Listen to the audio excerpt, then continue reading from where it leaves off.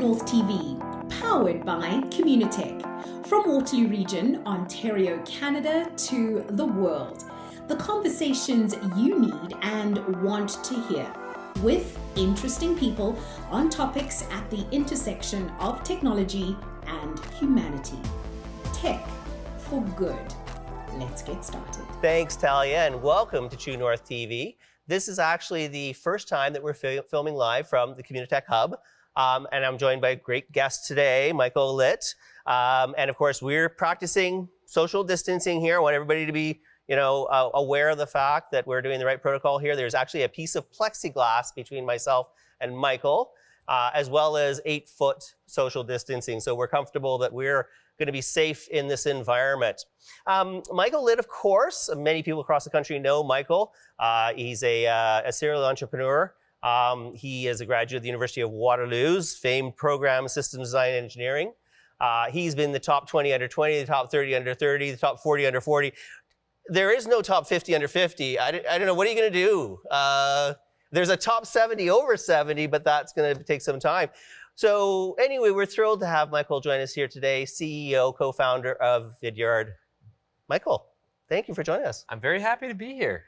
This is my first in-person thing, period, in like 4 months. It's weird. Yeah. How have you dealt with this whole taking your team, sending your team home in the middle of a pandemic, and you yourself and Donna and leading 2 companies, and how have you managed this? Yeah, well, it's been intense, to say the least. But I think, one of the aspects of companies like ours is that they were almost built to be remote, even though we actually weren't. And, all the software needed to communicate, everything from our own product to Slack to Zoom, was built into both of our organizations, especially Vidyard, because we already had a global team. And so March 16th was my last trip.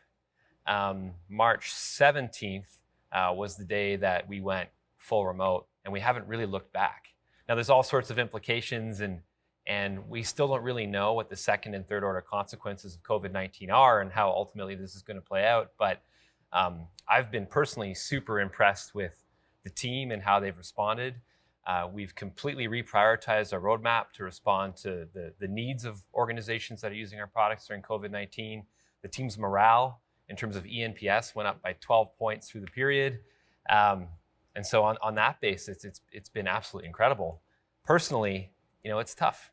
I think I went from seeing 150 to 175 faces every single day, which was in some way my barometer for how the organization was performing, to now seeing maybe 10 or 15 faces daily over Zoom. And so the processes, the procedures, everything we do to manage the culture of our company has to change. Same thing goes for Donna. My dream was always to work more closely with her.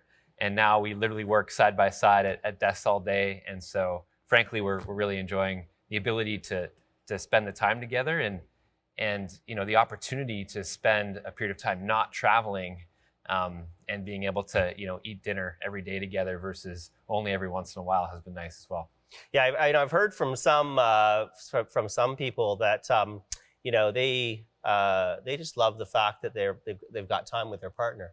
I think what's going to happen coming out of this is that 2 things. One of which is there's going to be a demand for a lot more residential real estate, because either people are going to be having babies coming out of this, or they're going to be divorced coming out of this. But that's another story. We could look back on that in a couple of years and see if it's true. Was that a question? I was kidding.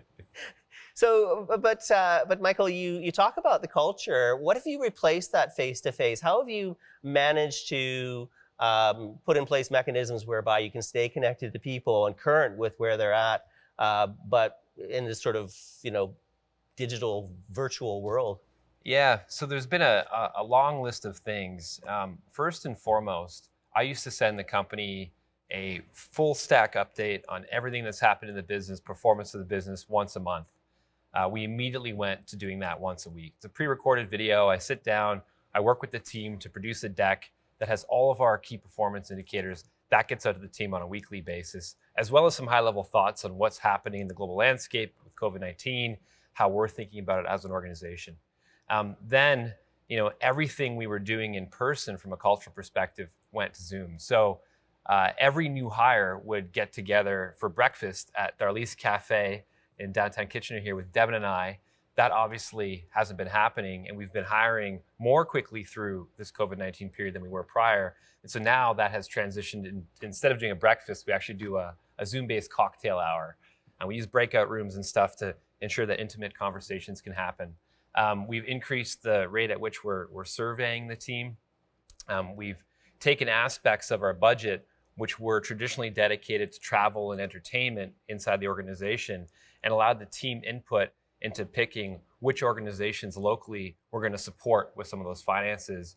And then one of the things we did was we've been sourcing products from a lot of local businesses that have been hit by COVID-19, specifically in retail, and doing care package drop-offs for the team to let them know that we're kind of thinking about them, and to share some really interesting products that they might not otherwise be exposed to locally with their families. So the list kind of goes on and on and on.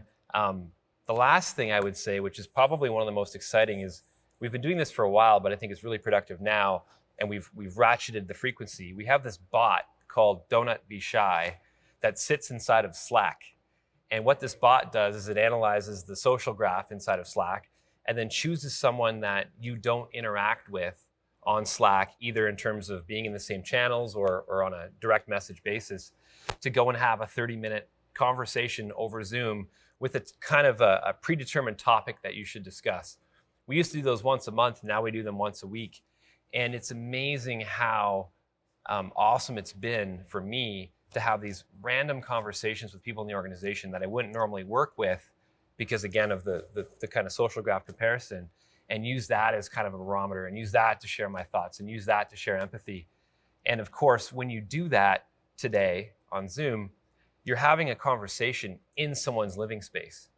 And so the level of intimacy to some... It's a much higher level of intimacy, absolutely. Yeah, absolutely. I mean, when we had that Zoom chat kind of at the beginning of this, I got to see your new kitchen. Yes. Which probably would have taken years otherwise to experience. And so I think that's one of the special things about this. And again, super impressed with how the team has banded together. And our mission as an organization is to help organizations succeed with video. And of course, right now, when you can't have regular in-person conversations, video is the next best thing to doing that. And so I think people have really started to, not that they didn't realize it before, but now profoundly recognize the value of what we do and are really getting behind that. And again, ENPS, all these results are up as a result of that. So I'm really happy. So what is happening with the business? You mentioned you're in the video business. We're in a video world. What have you seen happen with your own business? And the other part I'd be curious in hearing your perspective on is, how are your customers changing in the way that they do business? Great question. So on the Vidyard side, there was an interesting confluence of events because we're in Q1 right now. It's closing this week. So our year end is April, which was very interesting timing. Donna and I had come back from a winter holiday. I had one trip left to New York. By the way, it was a trip to New York for one meeting. I hope I never have to do that again. It sounds ridiculous to say that, given all the inefficiencies and expense and everything included. I've done that same meeting now over Zoom and still had dinner at home, which is awesome. We moved the team to remote, and our budget stated that we were on track to be profitable in Q1. Now, this would be the very first profitable quarter in Vidyard's entire trajectory. Not necessarily, but things were moving in the right direction. What I want is Rule of 40 beyond kind of growth. And so ideally we spend all that profit to exceed that result. That's the model that that's the model that we're now on as an organization. Being a Canadian company affords us the ability to do that for a lot of reasons. The week after I got back, we went remote. We had a board meeting. And the board's mandate was kind of a blanket statement across their whole portfolio. Come with a plan to preserve 3 years of cash, assuming you lose 2/3 of your customer base and acquire no new revenue for 3 consecutive quarters. And so, we we scrambled for that week to basically prepare what that model ultimately looks like, regardless to say, pretty stressful period of time. But in that week, we saw an insane inflection in the number of people signing up for our free products. And again, our free product is a screen recording tool, webcam recording tool, send it to someone, get a notification when they watch it, they can respond with a video. And it's inherently viral because when someone is active and using it and sending it to people, they're going to sign up and use it as well. And we saw this skyrocketing result. From March 1st to the end of June, we had 3 million new users sign up for the product, which is a 400% lift from that same result in the 4-month period prior. So really, really incredible. And what the team did on their own accord, again, our mission is to help organizations succeed with video, is they reprioritized the roadmap to build a bunch of features and functionality to enable organizations to more effectively communicate with video. So all the security features, things like password protection, SSO, all that stuff was coming, but we expedited it and launched it much sooner. And so the big question then became, how is this going to kind of result in revenue?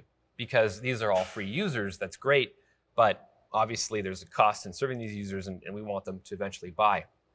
This quarter, 95% of our enterprise accounts all started with one free user in them. And so this new model of acquiring opportunities in businesses from the bottom up is really paying a dividend. This is a process that we started chasing 2 years ago on the whim that this was the future of the way business was going to happen for us. And we're finally now starting to see it become productive. Yeah, so not only is our capital efficiency much larger, because again, T&E budgets have gone to zero, we're planning to be profitable. We're overperforming this quarter significantly. And so we find ourselves in a really unique position. And I think when it comes down to it, an organization that used to do sales by in-person meetings, playing golf, steak dinners, isn't necessarily doing that anymore. And I don't see line of sight to that becoming normal behavior anytime soon. And so how do they build relationships with clients? It's through video. It's through things like Zoom calls. But when you can't get everybody on a call at the same time, asynchronous video works really, really well. It's on demand, it's available, it shows your personality, again, invites your customer into your living room and vice versa. And so it's been very powerful. And so the deal cycles have shrunk in terms of the velocity at which they're closing. The size of the accounts have grown in terms of number of seats inside the organization, where we used to see pilots of 20, 50, 100 users. Now we're seeing pilots of 1,000 users or literally just going to market without doing a pilot. It's completely transformed things. And so, we've done what we can to capture this opportunity. And sometimes it feels like we're absolutely hanging on by a thread. But as I mentioned earlier, we're hiring as quickly as we can. And now, of course, we're hiring on a more global basis than we were previously. It's interesting. We Communitech, we talk a lot about this notion that proximity has become optional. We're all fully trained in being able to work to some extent at some portion of our lives, our workday lives, in a virtual capacity. Much of the challenge we've had in Waterloo region growing great companies has been the fact that we're puny. We're 600,000 people, and that's it. And the next smallest major innovation ecosystem in the world is Austin, Texas, which is 2 million people. So this issue of size has been a real impediment as far as the capacity for us to be able to scale our businesses. Do you think this creates an opportunity for us now that we've got the ability to access and deploy people without the need for proximity? Yeah, it's a great question. I mean, this, we've always had executives all over the world. We've always had a team in Vancouver and in Boston and now in Dublin.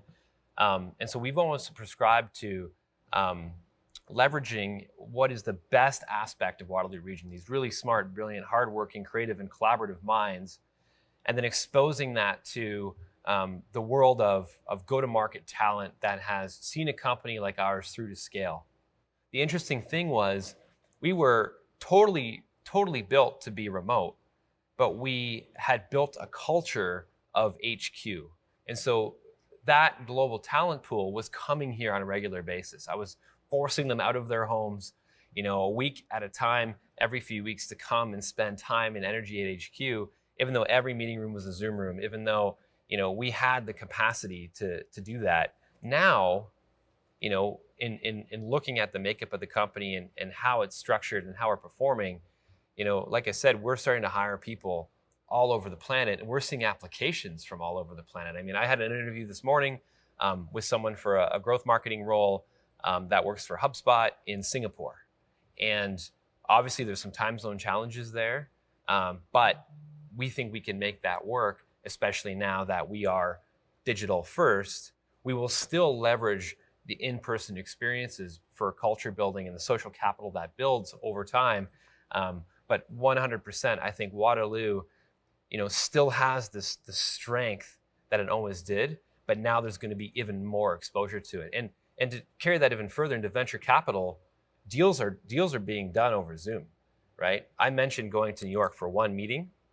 That doesn't need to happen anymore, right? VCs, if they want to invest in these amazing innovation ecosystems that don't have, a ton of density of venture capital, they're going to have to get used to doing this over Zoom, and that's a great thing for Waterloo. Yeah, I mean, I agree. I think that I see tremendous opportunity for us in Southern Ontario in a whole bunch of different ways. I think that, I've had lots of conversations with people who are stuck in 400 square foot apartments on the 33rd floor in downtown Toronto. I think we're going to see a lot of people saying, I would like a backyard.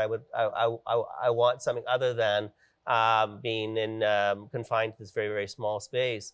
So I think for us, we're going to see a migration out of Toronto. I think that for us, we're going to see, to your point, the ability to be able to deploy people globally, quickly and easily and efficiently in a way that we have not been able to do so. During this pandemic, of course, there are some companies, Vidyard, and many others who have done extraordinarily well.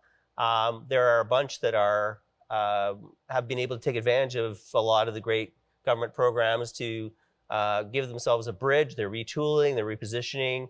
But is there a concern? Do you think that, coming out of this, are we going to see the usual kind of wave of startups that we see coming out of any sort of economic downturn when there's higher unemployment? Or do we see some real challenges facing a lot of our scale-ups as they run out of cash or as they lose momentum? What do you see coming out of this? I think it's very kind of vertical dependent, if you will. If you look at the emerging cloud index, it's something that Bessemer Venture Partners puts together. Those companies are outperforming every other index by huge margins. And these are digital first SaaS businesses that are kind of either in two categories. One is digital commerce, so think of Shopify. The other one would be digital communications. So, think of HubSpot, Vidyard, the list kind of goes on and on. And these companies are performing incredibly well. So I think scale-ups in that space actually now are more capital efficient. And if they're like Vidyard, now thinking about what's the strategy we can play to utilize this capital to expand even more quickly. And that might be through some accretive strategies, acquisitions. It might be through huge spends on what is now a depressed ad dollar to gain eyeballs and basically grow the company even more quickly. Other scale-ups that, let's say, are in the industry of serving hospitality, right? The advice we as Garage Capital gave those companies in our portfolio was, get yourself into a position of 2 to 3 years of capital and start thinking about ways that you can pivot your technology offering to either support these organizations or go do something entirely different. And there's a number of companies that are ultimately doing that. Now, those organizations, to your point, have been shedding talent, and we've never seen more deal flow at the earliest stage.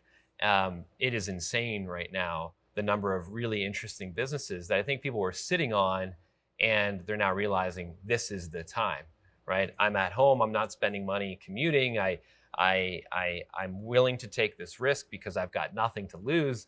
There's a number of students who would have been going to classes but are now doing education remotely and have more time on their hands and are hacking away at things and really bringing together some amazing innovations that are very relevant to this time. everything about the way we worked is largely going to change. Think about air travel pre and post 9/11, right? There's now going to be a pre and post COVID rule system, and there's a whole, plethora of innovation that's going to come into play there.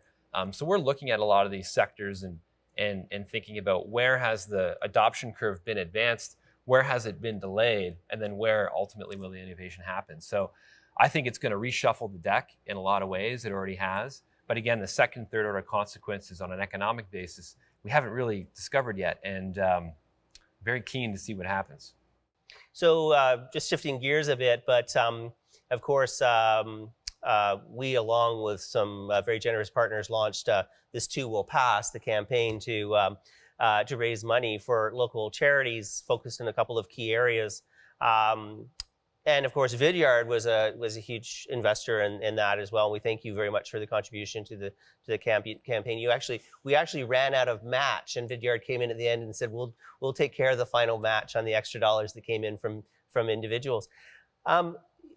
Vidyard's always been a very community-minded organization. Is this something that is going to go to the next level? Is this something that's more important than ever for you, Devin, and for the team? Yeah, for sure. Like, Vidyard is a very purpose-driven organization, right? Our mission statement, I've said it a number of times in this conversation. I won't say it again, because that drives everything we do. And a mission-aligned organization is a productive organization. But a huge part of our cultural statement is to serve our stakeholders.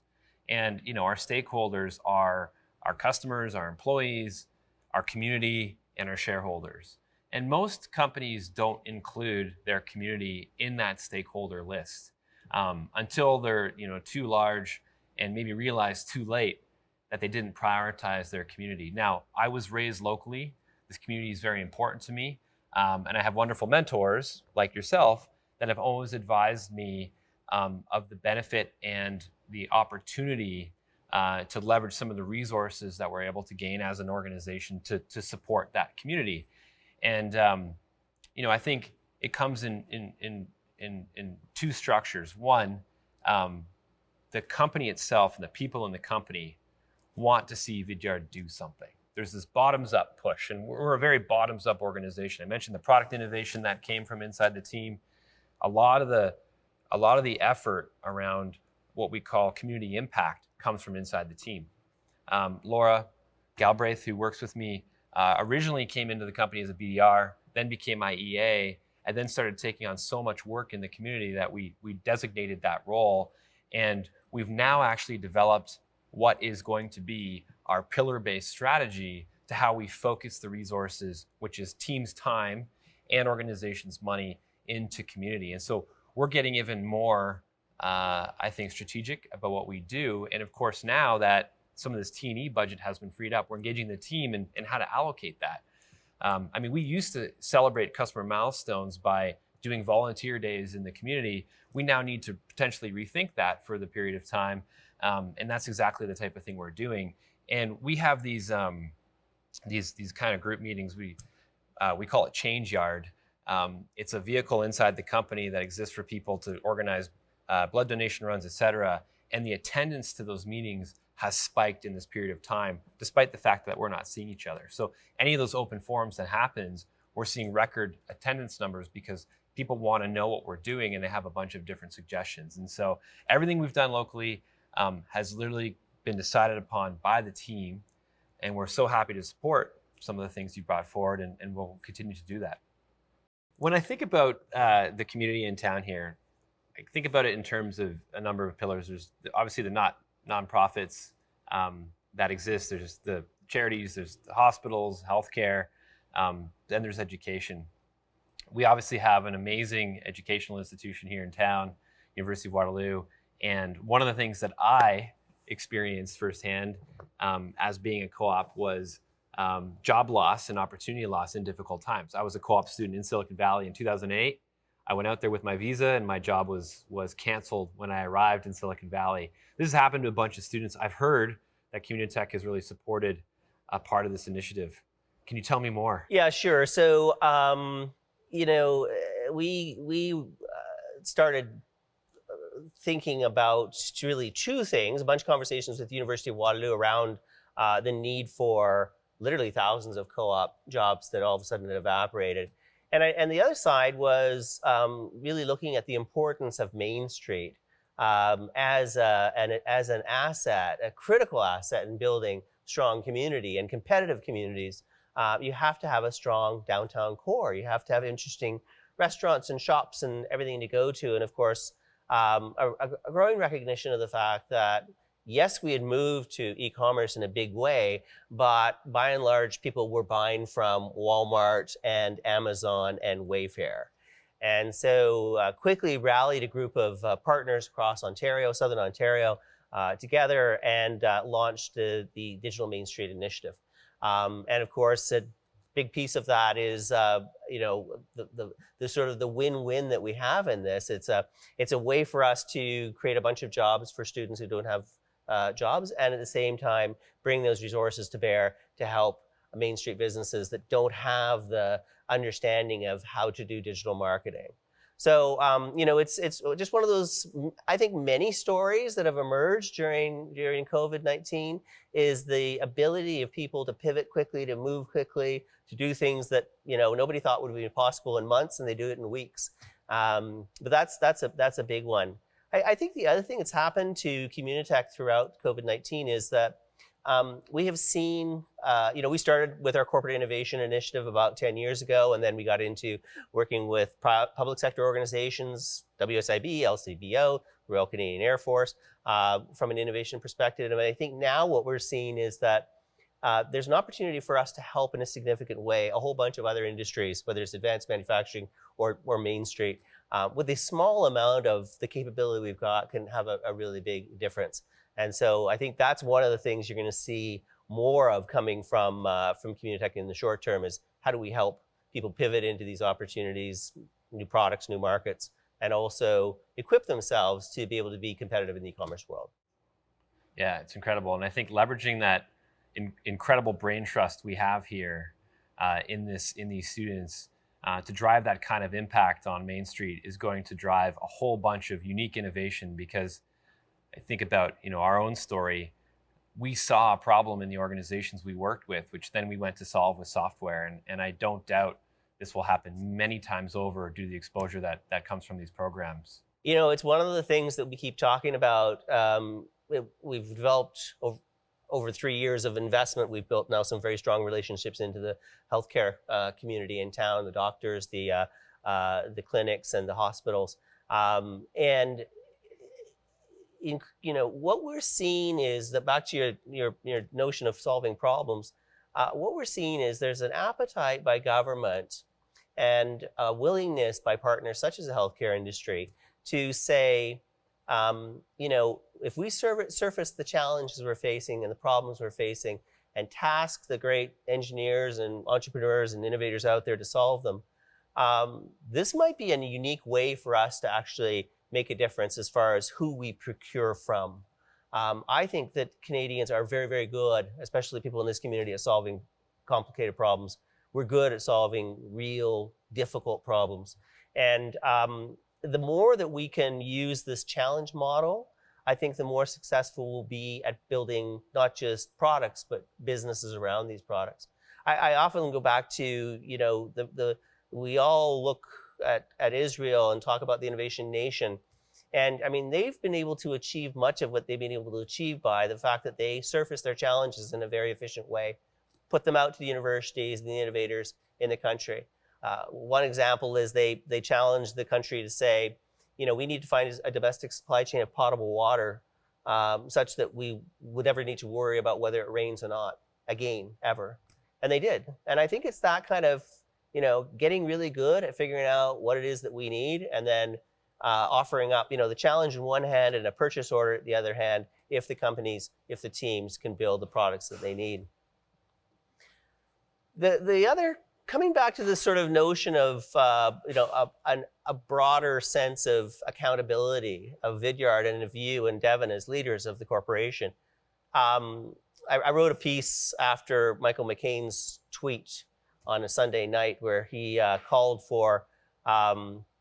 out President Trump, and there was an interesting response because there was a group of CEOs and corporations that said that, really that's not the responsibility of the CEO of a publicly traded company to take on those positions. And then there was a group of people who said, you know what, we really do need to redefine what we mean by who we're accountable to and who our shareholders and stakeholders are. Is that something that resonates with you? How seriously are you going to take this community thing, Michael? Yeah, that's a great question, and thank you for the challenge, Ian. I think it's for me, it's quite simple.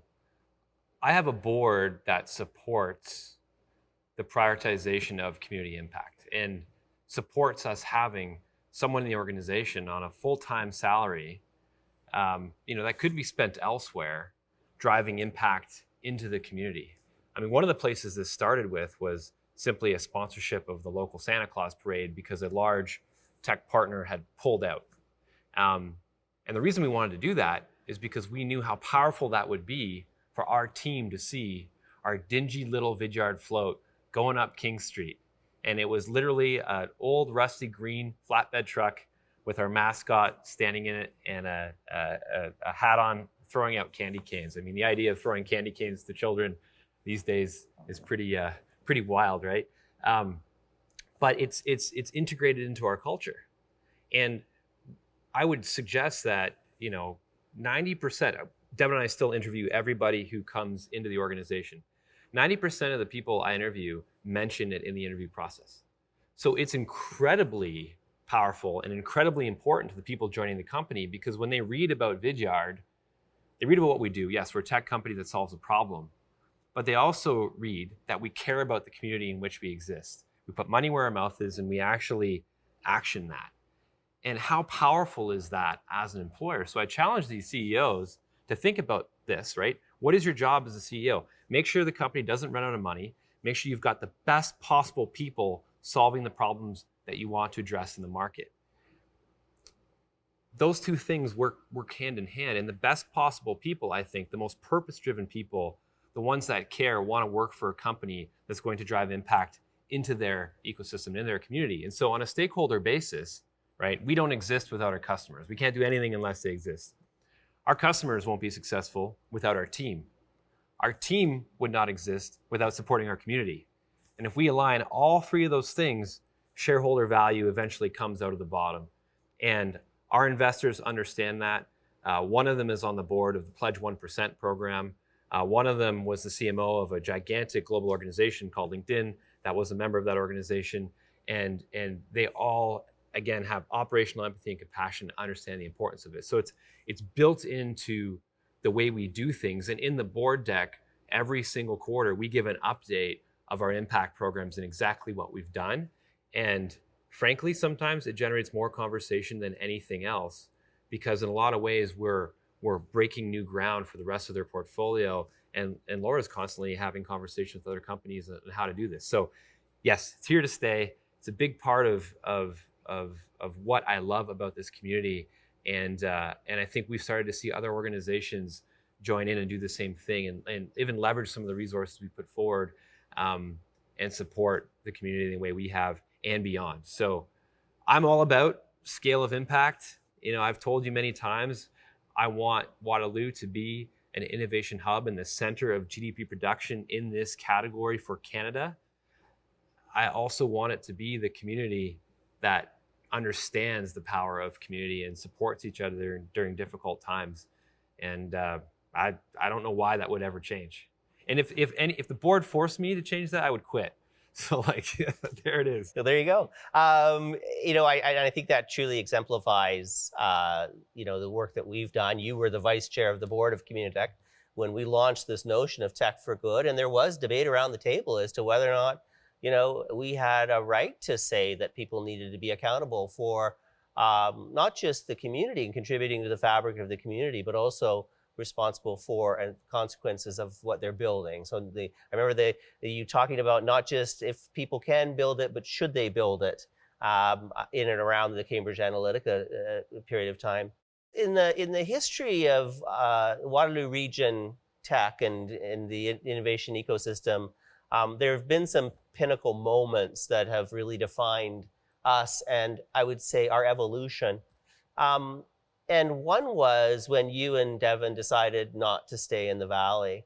Up until then, I think Eric was the one who went to Y Combinator right before you, and I think Bufferbox went right after you.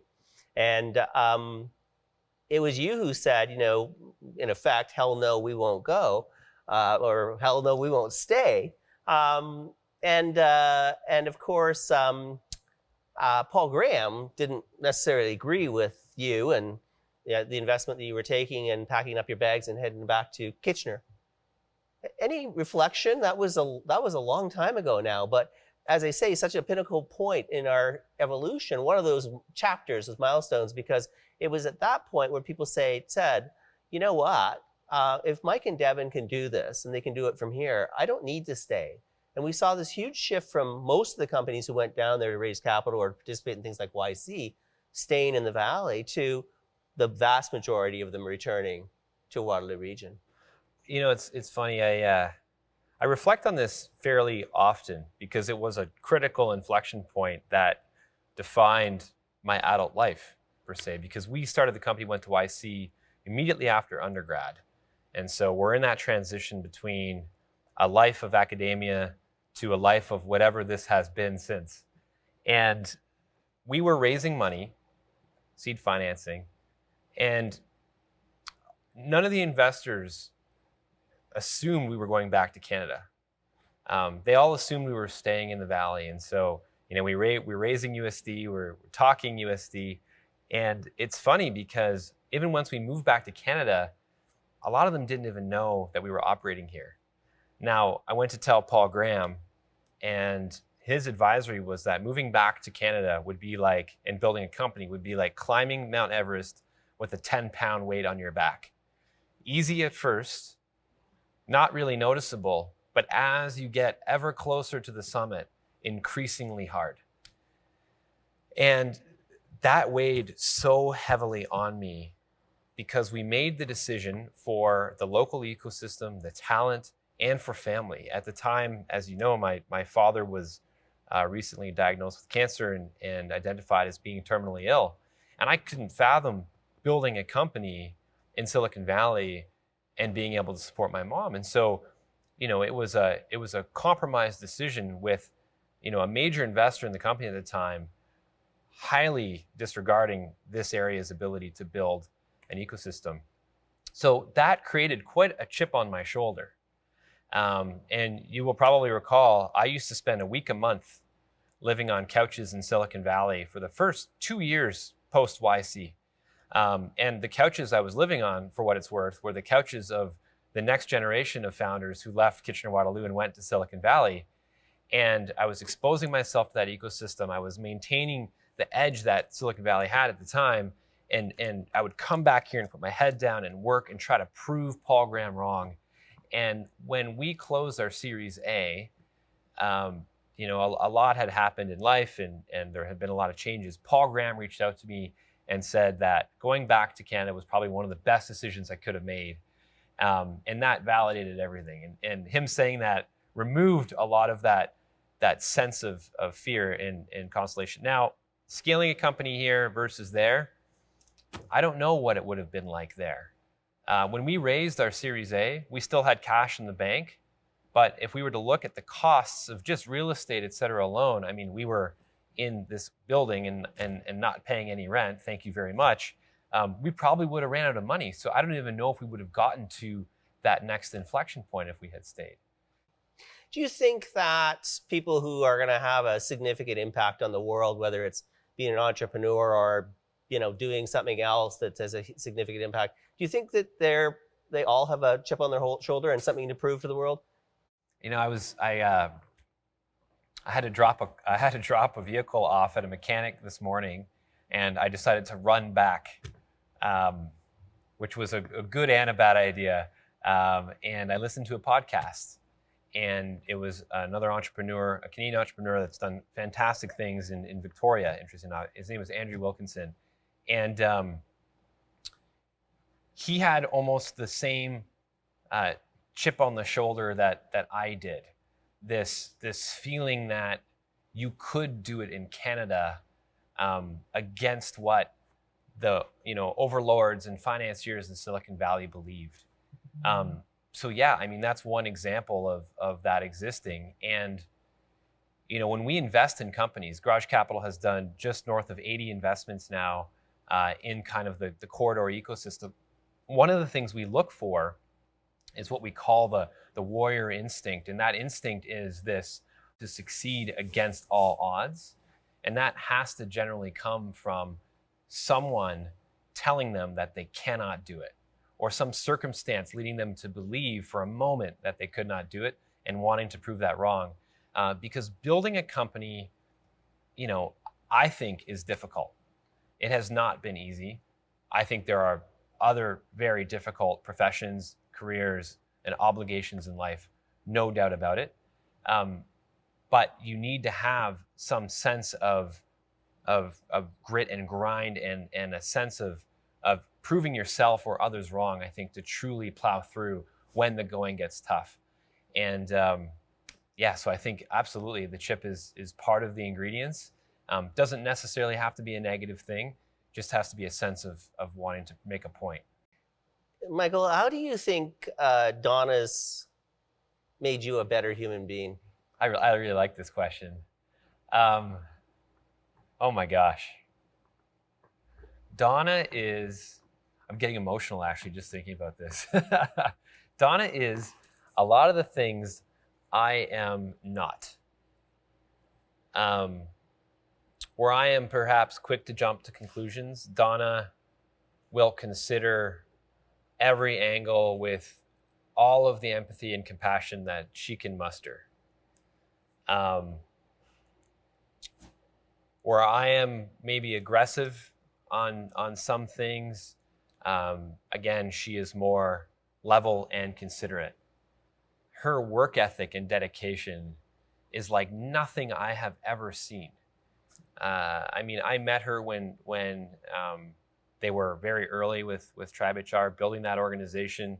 The way we met was that she was our first customer. A lot of people know that story. And she would give me some of the most intense feedback on our product, on our positioning, which truly defined the company. And she treated us like a much larger and more successful organization than we really were. She gave us the attention to detail, the time and the effort, which truly defined the company as it is today and the culture and the way we work. Donna worked in public fundraising for a for-profit firm that raised money for not-for-profits. And so totally understands that landscape and has helped me navigate how our organization thinks about charitable giving and community impact, as well as our lives personally. That's a priority for the both of us. I mean, the list goes on and on and on. I could just keep going, but I realize I've already probably talked about this for 2 minutes. So she makes me a better person, and working beside someone now who has that dedication and work ethic, and hearing her on calls and hearing the language she uses is an absolute joy, and drives me to be better in my organization. I think the last thing that Donna has really taught me is you don't know what you don't know. And coaching and development is absolutely an important and ongoing part of being an entrepreneur and being more successful. And that's led me to seek help and hire executive coach and all these types of things. So 100%, she's been great. And we were both drawn to this community because of the tech ecosystem. And if I had stayed in Silicon Valley, I don't think we ever would have met. So, and I think you also indicated at some point that I should go and talk to her. So thanks, Ian. I appreciate that. Well, listen, thank you very much for making time to spend with us today. It was great to have you on TrueNorthTV. I wish you continued success at Vidyard, and look forward to the next update and hear about the progress. So thank you again for joining us today. I also want to take an opportunity to thank everyone who was watching today. Thanks for joining us this Tuesday at lunch, and we will see you next time on the next edition of TrueNorthTV. Thanks for watching this episode of True North TV. To catch the next episode, subscribe to Communitech's channel.